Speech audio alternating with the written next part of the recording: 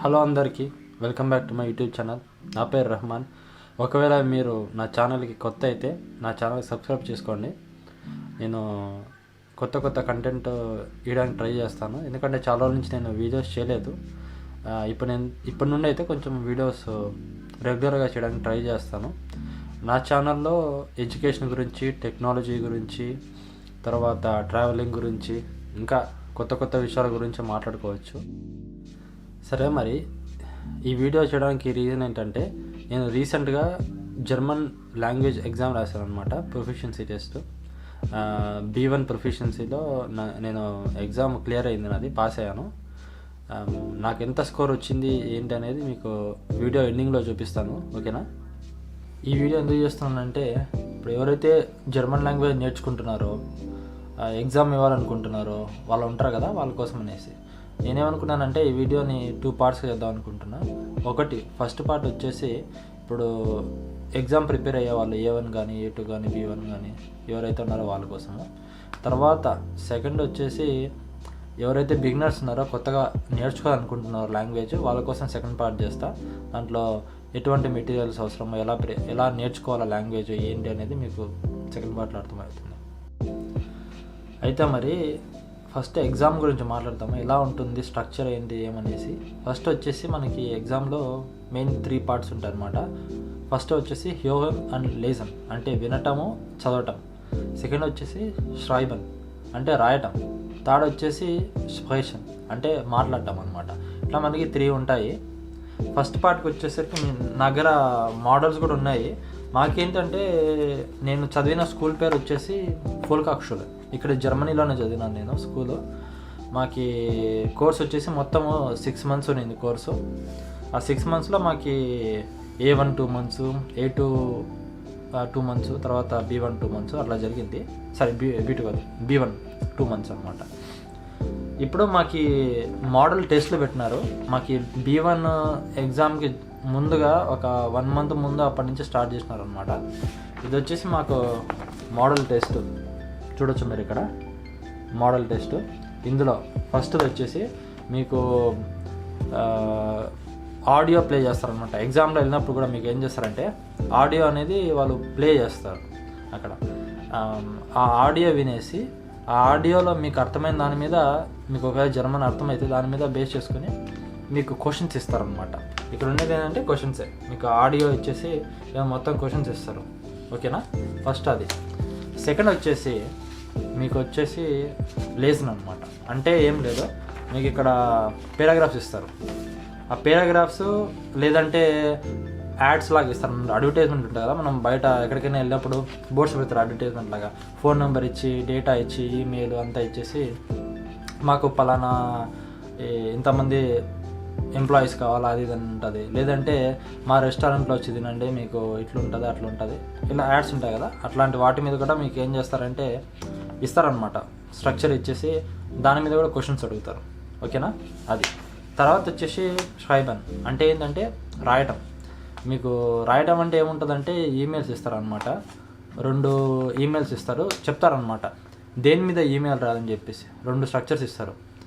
అందులో మీకు నచ్చిన దాన్ని బేస్ చేసుకునేసి మీరు ఈమెయిల్ రాయొచ్చు, ఓకేనా? ఆడికి ఈమెయిల్ పార్ట్ అయిపోయింది. లాస్ట్ వచ్చేసి స్ప్రెషన్, అంటే మాట్లాడటం.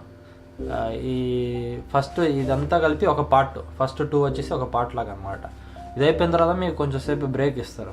బ్రేక్ ఇచ్చేసి ఎవరైతే ఎగ్జామ్ రాయడానికి వచ్చినారో వాళ్ళందరినీ ఒక రూమ్లో పెట్టుంటారు. అంటే కొన్ని బ్యాచెస్గా డివైడ్ చేసి, 1 లేదా 2 రూమ్లలో. మాకు ఎట్లా జరిగిందంటే, మేము వచ్చేసి ఒక 30 members దగ్గర ఉండడం వల్ల మమ్మల్ని డివైడ్ చేసి ఒక రూమ్లో కొంతమందిని, ఇంకొక రూమ్లో కొంతమందిని పెట్టినారు. తర్వాత ఏం జరుగుతుందంటే, మీకు మాట్లాడటం ఎగ్జామ్ ఉంటుంది కదా, మీకు వచ్చేసి ఎగ్జామినర్ ఉంటారు. ఇద్దరిని వాళ్ళు సెలెక్ట్ చేసి ఏం చేస్తారంటే లోపల పంపిస్తారు. పంపించిన తర్వాత మీకు అక్కడ ఎవరైతే ఈ ఎగ్జామినర్ ఉంటారో, 2 ఉంటారనమాట ఎగ్జామినర్స్. వాళ్ళు ఏం చేస్తారంటే మీకు కొన్ని టాస్క్లు ఇస్తారు, దాని మీద మీరు మాట్లాడాలి, ఓకేనా? ఫస్ట్ టాస్క్ ఏంటంటే, మిమ్మల్ని మీరు ఇంట్రడ్యూస్ చేసుకోవడం. ఫోస్టెల్ అని అంటారు, వాళ్ళు ఏమంటారు, స్టెలెన్జిఫో అంటారు. అంటే ఏంటంటే మిమ్మల్ని మీరు ఇంట్రడ్యూస్ చేసుకోండి అని చెప్పేసి. మీరేం చేయాలో జర్మన్లో నా పేరు ఇది, నేను పలానా డేట్లో పుట్టినాను, నా మదర్ టంగ్ ఇది, నేను ఆ కంట్రీ నుంచి వచ్చినాను లేదా ఈ కంట్రీ నుంచి వచ్చినాను, నేను ఇది చదువుతున్నాను లేదా ఇప్పుడు ఈ జాబ్ చేస్తున్నాను అని చెప్పేసి మీ గురించి మీరు మొత్తం ఇంట్రడ్యూస్ చేసుకోవాలి. అది వాళ్ళు అసెస్ చేసి దాన్ని బట్టి మీకు మార్క్స్ ఇస్తుంటారు ఒక సైడ్. సెకండ్ వచ్చేసి అందులోనే మీకు ఏం చేస్తారంటే ఒక ఫోటో చూపిస్తారు, ఓకేనా. ఆ ఫోటో చూపించేసి ఆ ఫోటోలో మీకేం కనపడుతుంది, మీకేం అర్థమైందో దాని గురించి మాట్లాడమంటారు. నాకేం చేసినారంటే ఒక టెన్నిస్ కోర్ట్ లాగా ఇచ్చేసి అక్కడ అంటే అందులో 4 ఉన్నారన్నారు పర్సన్స్, 2 అమ్మాయిలు 2 అబ్బాయిలు.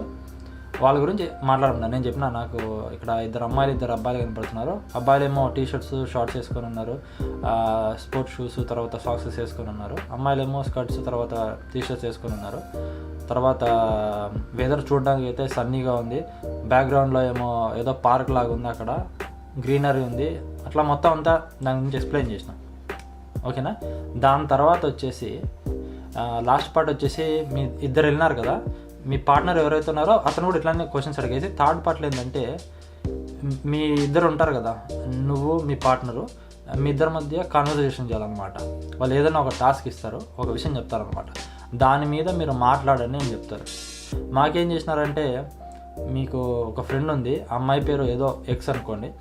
ఆ అమ్మాయికి వచ్చేసి అమ్మాయి కొత్తగా అపార్ట్మెంట్ తీసుకుంది, దానిలో రెనోవేషన్ చేయాలి, మొత్తం రిపేర్ చేసి మొత్తం సున్నం కొట్టాలా, ఏదో ఒకటి చేయాలా, పెయింట్ చేయాలా, ఏదైనా ఉంటుంది అనమాట. దాని గురించి మీరు మాట్లాడండి జర్మన్లో అని చెప్తారు. మాకు చెప్పినారు అట్లా. మేము వచ్చేసి చెప్పినాము, ఇట్లా మాట్లాడినాము, ఇట్లా అతని పేరు వచ్చేసి జవాద్ అనమాట. నేను జవాద్ మాట్లాడుకున్నాను. ఇట్లా జవాద్ నీకు గుర్తుందా మనకి ఇట్లా ఫ్రెండ్ ఉంది కదా అమ్మాయి, కొత్తగా అపార్ట్మెంట్ తీసుకుని తెలుసా నీకంటే? అవును తెలుసు. అదే అమ్మాయిల అపార్ట్మెంట్లో రెనోవేషన్ చేయాలా, మనకి ఏమేమి అవసరము అంటే ఇట్లా మనకి కొన్ని టూల్స్ అవసరము, సుత్తి లేదంటే ఏదైనా ఏమంటారు సున్నము, ఏదైనా పెయింట్, ఆ పెయింట్ బ్రష్ ఇట్లాంటి అవసరం అని దాని గురించి మాట్లాడతాం. అక్కడికి మొత్తం మా కాన్వర్జేషన్ అయిపోయింది. వాళ్ళంతా వినేసి వాళ్ళంతా అసెస్ చేసుకుని రాసుకున్నారు. వాళ్ళు చెప్పినారు ఎగ్జామ్ అయిపోయింది, మీరు వెళ్ళిపోవచ్చు, మీకు 1 month తర్వాత అట్లా రిజల్ట్స్ వస్తాయని చెప్పినారు. మళ్ళీ 1 month తర్వాత మాకు రిజల్ట్స్ వచ్చినాయి. మా గ్రూప్లో వచ్చేసి ఆల్మోస్ట్ 10 members వచ్చేసి B1 క్వాలిఫై అయినారు. కొంతమంది ఏమో A2 వచ్చింది, కొంతమందికి A1 వచ్చింది. ఎందుకంటే కొంతమంది సరిగ్గా పర్ఫామ్ చేయలేదు అందుకనేసి. ఎవరైతే A2 వచ్చిందో, ఎవరికైతే A1 వచ్చిందో వాళ్ళది మేము అసెస్ చేస్తే, అంటే కొంత మా ఫ్రెండ్సే కదా, వాళ్ళని అడిగితే వాళ్ళు చెక్ చేస్తే వాళ్ళ స్కోర్లో ఎందుకు తక్కువ మార్క్స్ వచ్చినాయంటే మాట్లాడడం వరకు చాలామంది మేనేజ్ చేసినారు, కొంతమంది మాట్లాడలేకపోయినారు. తర్వాత వచ్చేసి ఏదైతే టెస్ట్ రాసినారో అందులో మనకి ఏమంటారు వినటము చదవటం ఉంది కదా, హ్యూవన్ అండ్ లేసన్ అని చెప్పేసి అందులో కొన్ని మిస్టేక్ చేసినారు. దాని తర్వాత వచ్చేసి స్క్రైబన్ అంటే రాయటం ఉంది కదా, అందులో ఈమెయిల్ చాలామందికి ఈమెయిల్ రాయడం రాలేదన్నమాట. ఈమెయిల్ వాళ్ళు ప్రాక్టీస్ చేయాలి, అది వాళ్ళు చేసిన మెయిన్ మిస్టేక్ అనమాట. మీరు ఒకవేళ మీకు ఎగ్జామ్ ఉంటే ముందుగానే మీరు బాగా ప్రాక్టీస్ చేయండి ఈమెయిల్ గురించి అంతా. చాలాసార్లు మా టీచర్ అయితే మాకు చాలాసార్లు ఈమెయిల్ రాయటం కానీ చాలా ఫార్మాట్స్లో రాపించింది అనమాట. అది మీరు ప్రాక్టీస్ చేసినారంటే ఎగ్జామ్ చాలా ఈజీనే. నేనైతే ప్రిపేర్ కూడా కాల అంతగా ఎక్కువగా. మాకు టెస్ట్లలో కానీ మా క్లాస్ల గురించి కానీ ముందు నుంచి మేము అన్నీ సరిగ్గా చేసుకుంటూ రావడం వల్ల మాకు ఎగ్జామ్ అయితే బాగానే క్లియర్ అయ్యి స్కోర్ బాగానే వచ్చింది. సరే మరి నేనైతే స్టార్టింగ్లో చెప్పినా కదా మీకు నాకు వచ్చిన స్కోర్ ఎంతనో ఆ సర్టిఫికేట్ నేను మీకు చూపిస్తాను. ఇదిగోండి స్క్రీన్లో నా పక్కనే కనబడుతుంది మీకు ఇప్పుడు సర్టిఫికేట్. ఇది నా సర్టిఫికేట్ అనమాట. B1 ఎగ్జామ్ నేను పాస్ అయినట్లు మొత్తం ఇందులో నా పేరు, నా డీటెయిల్స్ అని రాసి నాకు ఎంత స్కోర్ వచ్చింది మొత్తం ఇందులో డీటెయిల్గా ఇచ్చినారు చూడండి. సరే మరి నా ఫైనల్ థాట్స్ ఏంటంటే ఈ జర్మన్ లాంగ్వేజ్ గురించి, ఒకవేళ మీరు లాంగ్వేజ్ నేర్చుకోవాలనుకుంటే ఒక ఎగ్జామ్ లాగా కాకుండా జస్ట్ లాంగ్వేజ్ లాగా నేర్చుకున్నారంటే, ఏదో ఒక కొత్త ఇంట్రెస్టింగ్ విషయాన్ని నేర్చుకుంటే మీరు లాంగ్వేజ్ ఈజీగా నేర్చుకుంటారు. నేను అట్లనే చేసిన. నేను ఎగ్జామ్ ప్రిపరేషన్ అన్నట్లో లేకుండా మా టీచర్ ఏమో ఒకసారి ప్రిపరేషన్ చేపిస్తుంది, నేను నా పాటికేమో నేను లాంగ్వేజ్ నేర్చుకోవాలని ఇంట్రెస్టింగ్గా నేను నేర్చుకున్నాను అనమాట. మీరు బాగా నేర్చుకోవాలంటే జర్మన్లో ఎట్లా చెప్పాలి మీకు, హాలీవుడ్ మూవీస్ ఉంటాయి కదా, ఇంగ్లీష్ మూవీస్ అవే మీరు జర్మన్ డబ్లో చూడొచ్చు. తర్వాత ఏమన్నా న్యూస్ ఉంటాయి కదా, జర్మన్ న్యూస్ ఛానల్స్ చూడొచ్చు. తర్వాత వచ్చేసి ఏదన్నా ట్రావెలింగ్ వీడియోస్ జర్మన్లో చూడొచ్చు.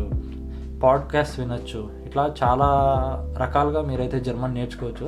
నేనైతే రోజు ట్రావెలింగ్ చేసేటప్పుడు ట్రైన్లో కానీ అట్లా పాడ్కాస్ట్ వినడం కానీ, జర్మన్ న్యూస్ వినడం కానీ, లేదంటే మ్యూజిక్ వినడం కానీ, ఈ విధంగా నేను క్లాసులు నేర్చుకుందే కాక అప్పుడప్పుడు బయట కన్వర్జేషన్ చేయడం కానీ, ఎవరికైనా తెలిసిన వాళ్ళు నాకు కొంతమంది ఫ్రెండ్స్ ఉన్నారు, వాళ్ళకు కొంచెం అంటే లాంగ్వేజ్ నేర్చుకోలేదు, వాళ్ళకి ఏదైనా పని మీద వెళ్ళినప్పుడు వాళ్ళకి ట్రాన్స్లేట్ చేయడానికి వెళ్ళి అట్లా కానీ జర్మన్స్తో మాట్లాడడము, అట్లా చాలా విధాలుగా అయితే నేను జర్మన్లో యాక్టివ్గా ఇంటరాక్ట్ అయ్యేసి నేర్చుకున్నాను.